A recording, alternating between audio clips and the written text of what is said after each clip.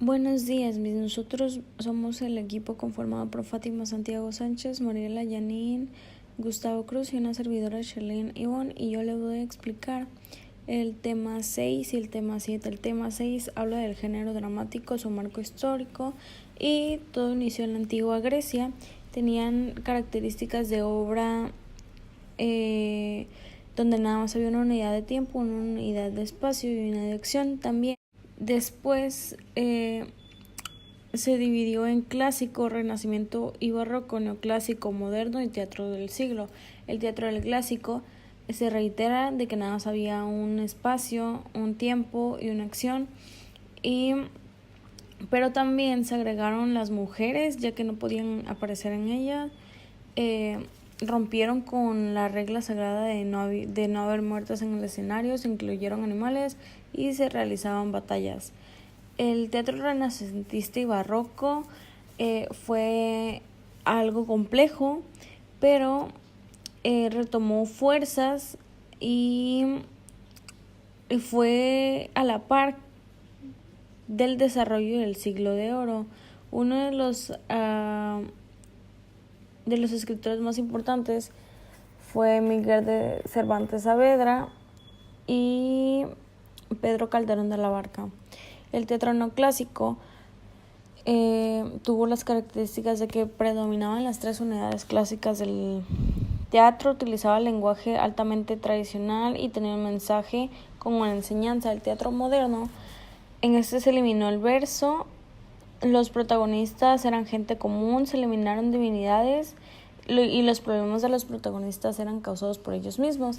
El teatro del siglo XX surgió entre las guerras mundiales y surgió como inquietud de las personas por poder manifestarse. Yo les voy a hablar acerca del tema 8, que es la tragedia.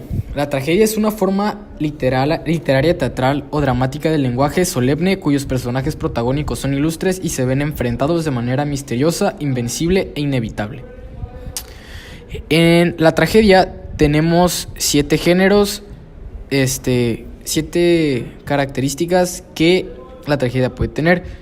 Las 7 son que parte de la necesidad, reconoce valores absolutos, asume incompetencia humana, tiene sentido religioso, tiene una función artística, que el protagonista sea complejo y lúcido, que haya un conflicto de carácter ético, que haya una toma de conciencia de orden espiritual y el final que siempre va a ser desafortunado.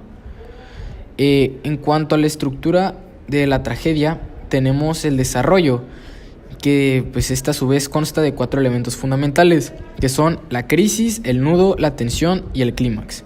Finalmente, en el desenlace se encuentran los siguientes elementos, que son final posible, peripecia, acción decreciente, catarsis y resolución.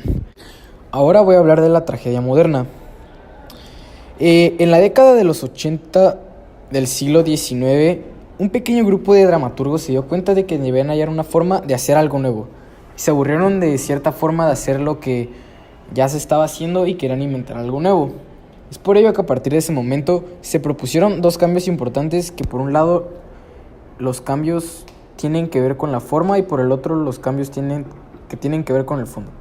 Los cambios de forma son romper con las unidades clásicas de tiempo, acción y espacio, dividir las obras en más de un acto, se podían utilizar tramas dentro de las tramas, podía existir más de una trama en la obra, se empezó a escribir en prosa, se utilizaban recursos literarios como la retórica. Ahora, acerca del cambio de fondo, están los cambios en los roles de los protagonistas. Ahora ya no existe el orden universal, puede haber un final libre, el perfil psicológico de los personajes, que pues en este caso se empieza a tomar en cuenta la psicología de cada uno de los personajes, los temas son libres y ya. Listo.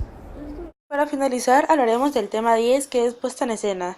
Después de haber visto la historia del género dramático, debemos hablar sobre los elementos que se requieren para hacer una obra teatral.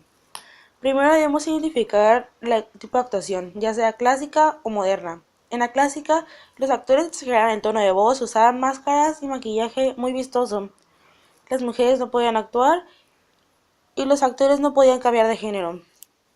En el teatro moderno todas estas cosas cambiaron, pues el tono de los actores debe ser diferente, ya puede ser alto o muy bajo, las mujeres actúan y el maquillaje se volvió muy sutil. Eh, Después, Konstantin Stanislavski diseñó métodos que favorecían a la actuación, ya sea relajarse, concentrarse, aprovechar las circunstancias, tener comunicación, ser veraz o creativo.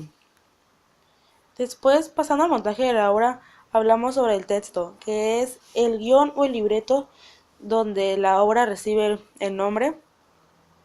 Luego, la dirección, que se encuentra a cargo de una persona y tiene la obligación de vigilar y cuidar que la esencia de la obra llegue a presentarse al público.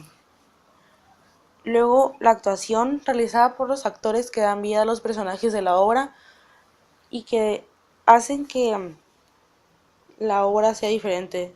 También la escenografía, pues esta nos da el contexto de las cosas que suceden, los ambientes, el entorno.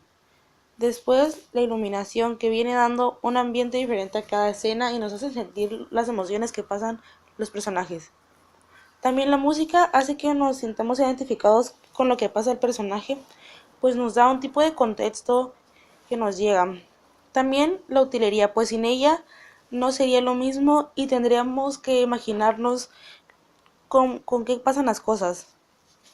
Y para finalizar, el vestuario, pues con él nos da un contexto del lugar o época donde los personajes actúan. Y para finalizar hablaremos de los tres tipos de escenarios: el expresionista, naturalista y realista. El expresionista es donde se centran las emociones y es muy subjetivo. El naturalista hace énfasis en la realidad, pero a partir de una visión sórdida de la realidad. Y el realista, que presenta el mundo tal cual es. Todo esto necesitamos para realizar un buen montaje de una obra.